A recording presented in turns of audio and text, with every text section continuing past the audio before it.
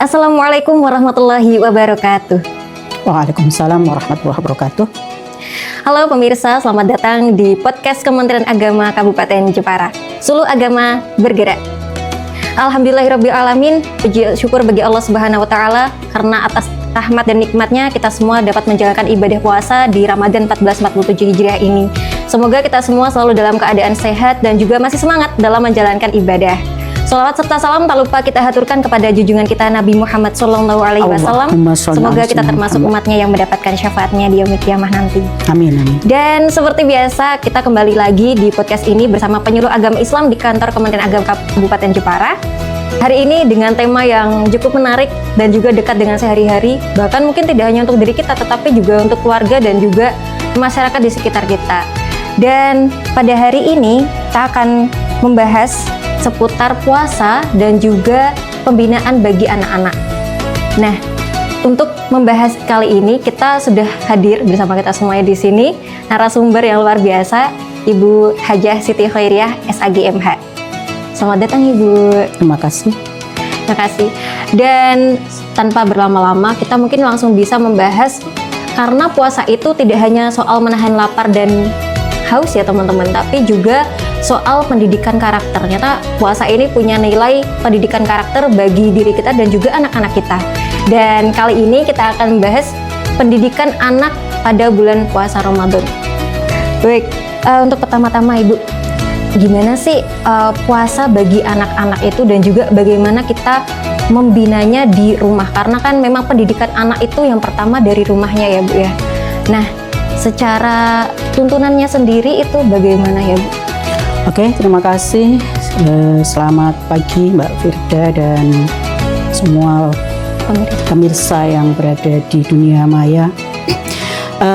Tema kali ini memang luar biasa bagi kami karena kita akan mengajak generasi muda kita dan ibu-ibu milenial bagaimana belajar tentang mengajarkan kepada anak kita untuk belajar berpuasa. Tentu yang namanya diktum tentang anak-anak adalah ya masih anak-anak yang tentu belum terbebani taklif atau belum baligh. Baik, kita akan tentu saja kalau kita bicara tentang puasa, ya puasa itu dimulai dari tahun kedua Hijriah setelah Nabi Muhammad Hijrah ya, dan itu 18 bulan di Madinah baru dituntutkan untuk kita berpuasa. Tapi bagaimana kita mengajarkan pendidikan anak berpuasa itu berasal dari Rubai binti Muawid bin Afra radhiyallahu anha. Dia berkata, qalat arsala Rasulullah sallallahu alaihi wasallam wadata asyura ila qurul ansori allati haulal Madinah.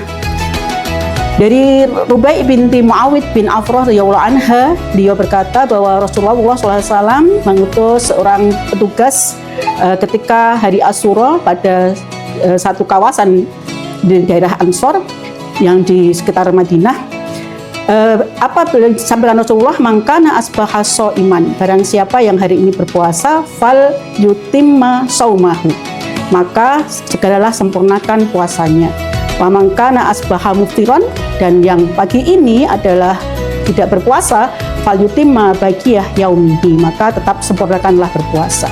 Fakuna ba'da dzalika nusumuhu, dan maka kami semua itu melakukan berpuasa semua, wa nusawwimu sibyanana, dan kita mengajak anak-anak kita untuk berpuasa, asibyana as-sighar minhum insyaallah, wa nadhhabu ilal masjid, dan mengajak anak-anak untuk pergi ke masjid, wa naj'alu lahumul la'bah minal ihan, dan mereka menjadikan kain wol atau benang wol ya, permainan dari wol. Fa idza baka hatum ala ta'am, ketika anak-anak itu mereka menangis atau mungkin lapar ya, maka diberikanlah makanan itu ketika sedang iftar. Nah, dari hadis ini yang diriwayatkan oleh Rubai'ah binti Muawid ini, bagaimana kita melihat bahwa waktu itu ini berhubungan dengan puasa Asyura, dan kita tahu bahwa puasa Asyura itu menjadikan Rasulullah mengajarkan kepada kita berpuasa Asyura karena bisa dilengkapi dengan sebelumnya dan sesudahnya, karena itu terjadinya pada hari Asyura. Tetapi apapun itu, kita tahu bahwa di sini ada seorang Rubai'ah itu mengajak putra-putrinya untuk berpuasa.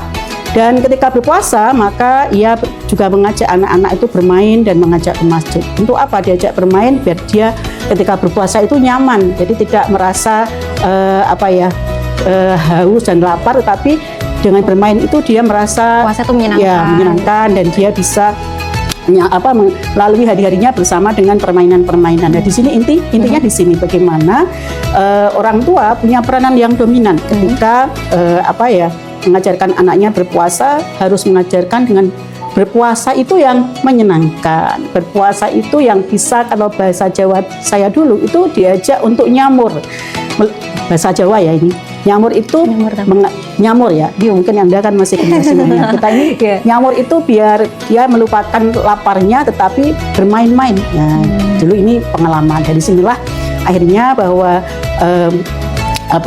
mengajarkan anak berpuasa itu menjadi sebuah tarbiyah yang luar biasa, di mana karena pendidikan karakter itu juga harus dibiasakan, dan ini perjuangan bagaimana seorang ibu mengajarkan putra dan putrinya untuk berpuasa. Dari hadis ini kita tahu bahwa kita semua itu ketika perintah sholat itu ketika umur 7 tahun, ya, murru auladakum bisolati inda sab'an sanah, ya.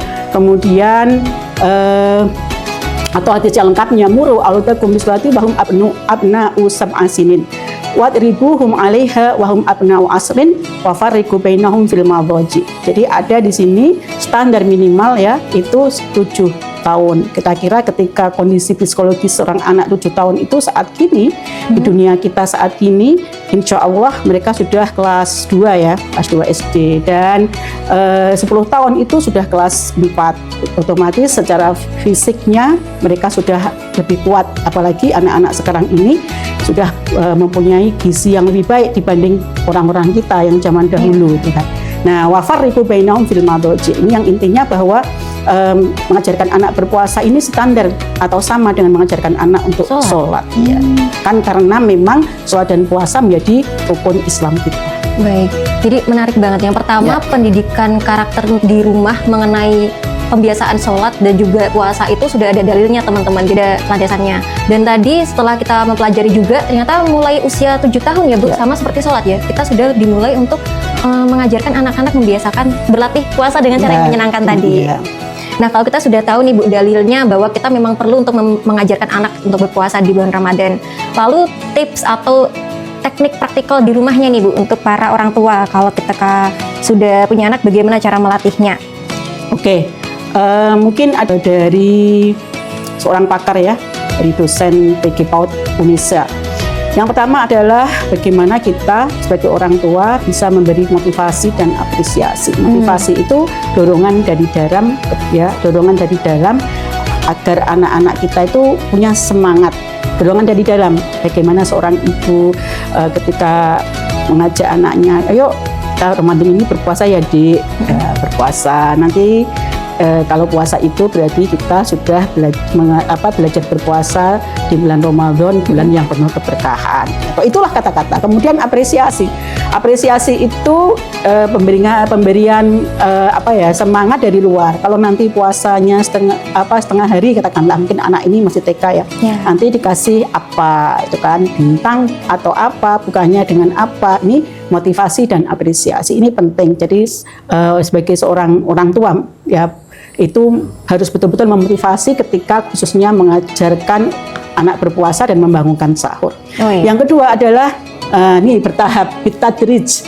Bertahap itu tidak mungkin kita akan mengajak anak untuk berpuasa dalam satu kali dia belajar langsung ya kan sampai full ya kan, karena kita tuh berproses hidup kita ini ya, dari mulai kita lahir bayi, kemudian belajar miring, kemudian belajar merangkak ya, tapi makanya bertahap, dari mungkin puasa duduk katakanlah ya, duhur nanti berbuka ya Dek, habis berbuka nanti lanjut ya kan, kalau kuat sampai asar, kalau nah, ini kan bertahap dan beri dukungan ya kan, misalnya dukungannya apa, nanti kalau duhur Anda berbuka dengan makanan yang ia sukai itu kan, nah, kalau sampai asar nanti apa, kalau sampai maghrib nanti apa, atau antara asar dan maghrib ajak anak kita untuk ngabuburit ya, biar dia bisa, tadi bahasa saya bisa punya semangat ya, senang dan happy katakanlah.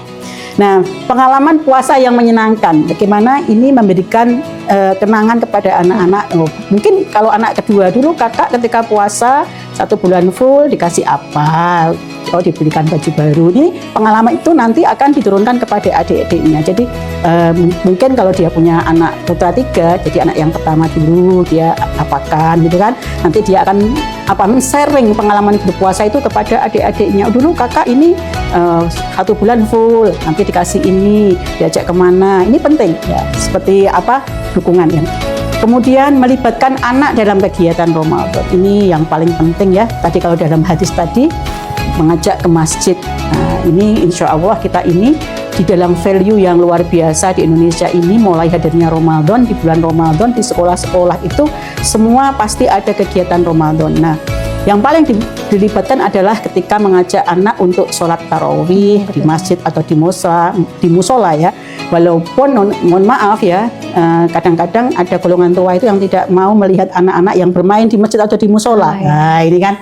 Tetapi bagi kami tidak masalah, karena mereka akan melihat langsung bagaimana orang tua ini sholat tarawih, bagaimana dia sholat witir. Yang penting ajak dia yang menyenangkan. Mungkin ya kalau terlalu bermainnya terlalu ya diingatkan dengan pelan-pelan ya, jangan sampai membentak ya.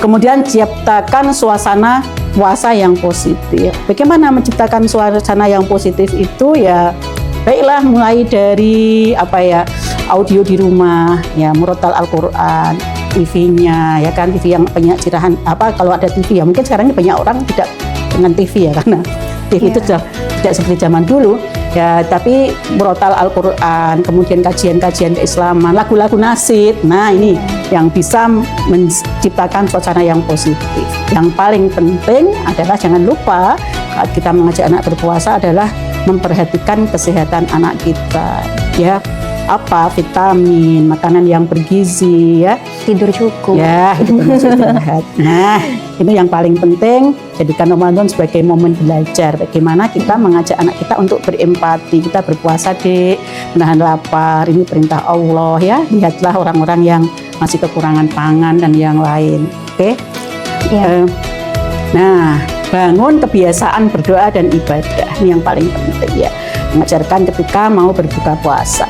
Dan yang paling penting adalah bahwa dengan berpuasa ini kita menjadi hubungan antara orang tua dan anak itu semakin kuat. Kenapa? Karena kita kalau berbuka bersama-sama ya, ajarkan ketika berbuka baca doanya Allahumma lakal sumtu wa bika amantu dan yang lain kan. Nanti kalau mau sahur juga jangan lupa baca doanya, kemudian membaca niat untuk berpuasa, nawaitu somawadin dan yang lain. Ini yang paling penting ya. Barangkali itu mudah-mudahan ada manfaatnya ya, titip ini ya kan, untuk kita semua sebagai ibu yang masih muda punya anak ini tetap harus semangat untuk mengajarkan kepada anak kita.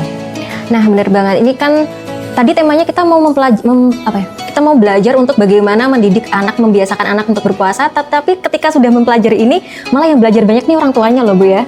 Jadi bagaimana orang tua itu peran untuk mendidik anak itu selalu ada, dan juga tantangannya selalu ada. Apalagi di puasa tadi yang mungkin bangun sahurnya susah, ada kebiasaan baru gitu ya, Bu ya. Tapi tadi soal hadiah gimana nih, Bu?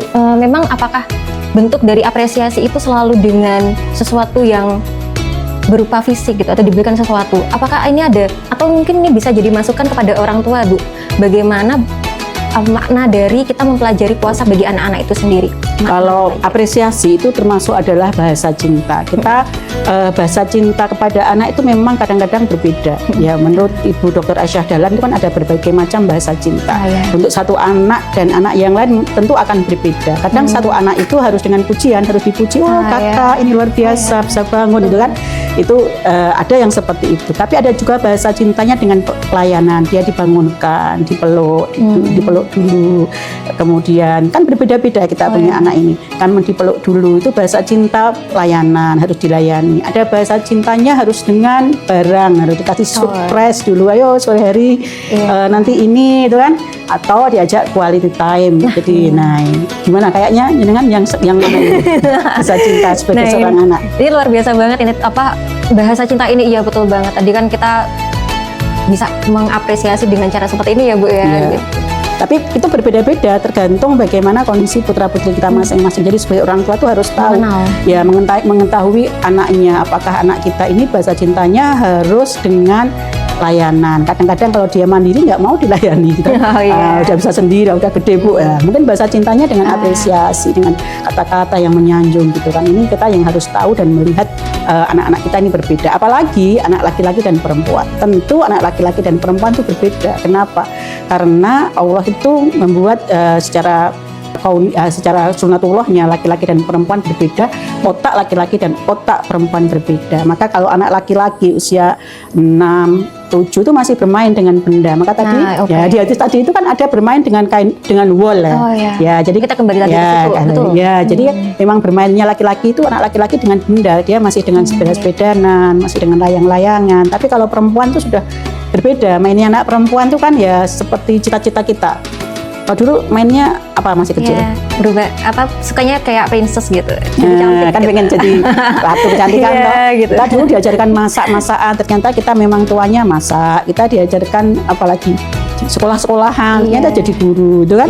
Nah, ini memang laki-laki dan perempuan berbeda yang harus kita tahu. Jangan menyamakan kemampuan anak laki-laki dan perempuan, apalagi di dalam mengajarkan berpuasa. Menurut dengan anak laki-laki dan perempuan yang paling sulit untuk diajarkan berpuasa yang mana ya? Nah, ini kebetulan saya belum punya nih, Wi. Kan bisa dari pengalaman di keluarga itu kan. Itu memang semua itu harus dikebiasain dulu ya. Mau terlepas dari gendernya, kalau untuk pembiasaan tuh memang harus dibiasakan dari kecil. Nah, soal lagi Bu, mungkin fenomena yang ada di kehidupan sehari-hari yang ternyata itu malah justru mungkin bisa kita bilang salah gitu ya Bu. Ada kemungkinan kesalahan umum orang tua dalam mendidik, membiasakan anak dalam puasa. Kira-kira ada nggak ya Bu? Apa ya? Mungkin pemaksaan sebetulnya gitu ya? Kalau kita ada di dalam agama, pemaksaan itu adalah dalam bentuk litarbiyah. Ada makna bahwa orang tua bukan agak memaksa ya, agak strength itu dalam rangka litarbiyah. Jadi sampai yang sebagaimana yang disampaikan oleh Syekh Yusuf Qaradawi itu bahwa melatih berpuasa setengah hari atau yang lain, kemudian mengajarkan sholat itu litarbiyah. Karena memang kita sebagai orang tua tuh juga pengen anak-anak kita ini juga ya bagus di dalam pengamalan keagamaan sehari-hari, itu kan litarbiyah. Jadi yang penting adalah jangan kata-kata fadribuhu ketika anak tidak mau sholat itu dipukul. Kata-kata memukul itu dengan konotasi kita kekerasan, ya, dengan stigma kalau memukul itu dengan pecut, dengan Nah, ini yang terjadi ketika anaknya menolak ini, Bu. Ya, jadi bagaimana caranya? Bagaimana kita tidak dengan sarkasme tapi membujuk. Kemudian bisa tadi dengan bahasa cinta, dengan kata-kata bagi seorang anak yang butuh pujian, atau mungkin dengan pelukan, ayo diajak, dirangkul. Nah, ini begitu. Kalau dulu konotasi hadis ini kan fadribu ya, dipukul ya kan, memukul itu kan dengan alat gitu kan. Nah, tapi kita sekarang tidak, memukul itu dengan bahasa kasih yang lebih pada pelukan, ayo diajak, diberi contoh gitu kan. Jadi kalau mau mengajarkan anak sholat ya kita harus lihat dulu bagaimana seorang ayah dan ibu menjadi imam bagi anak-anaknya gitu ya, barangkali itu. Nah, kalau yang juga fenomena di masyarakat ini Bu, ini kebiasaannya kan kita mempelajarinya dari puasa setengah hari. Nah, itu dalam Islam sendiri bagaimana sih Bu tuntunannya, dan juga hukum yang kemudian timbul dari dalil tersebut misalkan ada? Oke, tadi yang masalah mengajarkan berpuasa setengah hari tadi, tipnya adalah bertahap ya, bitadrij. Itu jadi hukumnya boleh? Iya, karena ini adalah litarbiyah tadi untuk mendidik kepada anaknya. Karena apa? Mereka tuh anak-anak itu belum pada masa yang harus dikenakan taklif. Dikenakan taklif seorang anak, seseorang itu dikenakan taklif jika dia sudah balik ya kan. Laki-laki kalau sudah bermimpi, perempuan kalau sudah menstruasi, dan jika ditarik saat ini karena kondisi saat ini lebih gizinya lebih bagus katakanlah, maka anak perempuan menstruasi itu kan mungkin kelas 5 SD, kelas 6 SD itu kan, pada zaman saya dulu tuh kelas 3 SMP. Nah, ketika mereka sudah balik itu memang wajib ya kan. Tapi ketika belum itu belum terbebani taklif. Jadi karena belum usia yang taklif itu mereka boleh ya kan untuk berlatih agar belajar untuk besok ketika sudah saatnya dia sudah sebelumnya sudah terbiasa, sudah terbiasa.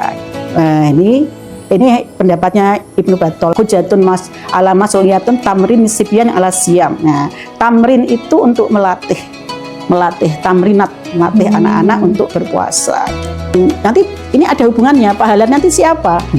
Ketika anak berpuasa, anak belajar sholat, itu kan, nanti pahalanya kepada siapa? Ya pahalanya anaknya juga dapat pahala, orang tuanya pun juga dapat pahala, itu kan. Jadi luar biasa seorang ibu yang orang tua, bukan hanya ibu mengajarkan kepada anak-anak untuk kebaikan itu juga mendapatkan pahala.